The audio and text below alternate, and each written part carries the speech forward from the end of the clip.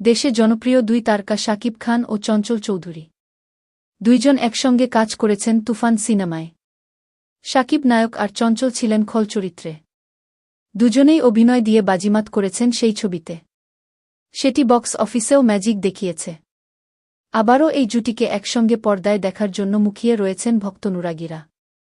জানা গেছে, চলতি বছরে তুফান ২ সিনেমার শুটিং শুরু হবে। আগামী বছরে সিনেমাটি দর্শক প্রেক্ষাগৃহে দেখতে পারে। সিক্যুয়েলটি নির্মিত হবে প্রথম পর্বটির চেয়েও বেশি বাজেট ও চমক নিয়ে। পরিচালনায় থাকছেন রায়হান রাফি। গতকাল সন্ধ্যায় রাজধানীর এক হোটেলে চঞ্চল চৌধুরী নতুন সিনেমা শাস্তি মুহূর্তে উপস্থিত হন। সেখানে সাংবাদিক শাকিবে খানের সঙ্গে সিনেমা অভিনয় কারণে জানতে চাইলে চঞ্চল চৌধুরী বলেন, শাকিব খানের হিউজ একটা অডিয়েন্স আছে। আমাদের কাজেরও কিছু দর্শক আছে।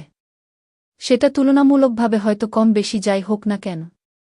আমার চিন্তা ছিল, আমরা একসঙ্গে কাজ করলে সব ধরনের দর্শক পাব। সিঙ্গেল স্ক্রিনে হলভর্তি দর্শক হবে। সিনেপ্লেক্সেও পাব। তিনি জানান, শাকিব খানের সঙ্গে কাজ করাটা উপভোগ করেন তিনি।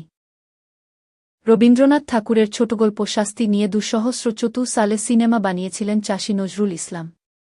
একই গল্প আবার আসছে পর্দায়। তবে হুবহু নয়, গল্পটিকে এই সময়ের প্রেক্ষাপটে পরিবর্তন করে লেখা হয়েছে চিত্রনাট্য। শাস্তি নামের সিনেমাটি বানাচ্ছেন লিসা গাজী।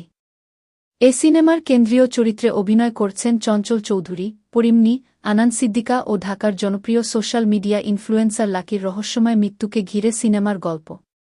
এই মৃত্যুকে কেন্দ্র করে সংবাদমাধ্যম ও সোশ্যাল মিডিয়ায় ব্যাপক আলোড়ন সৃষ্টি হয়। ধীরে ধীরে উন্মোচিত হয় একটি পরিবারের গোপন অন্ধকার, বিশ্বাসঘাতকতা ও নীরব লড়াইয়ের গল্প। শাস্তি সিনেমায় যুক্ত হয়েছেন ৩ দেশের ৪ জন প্রযোজক।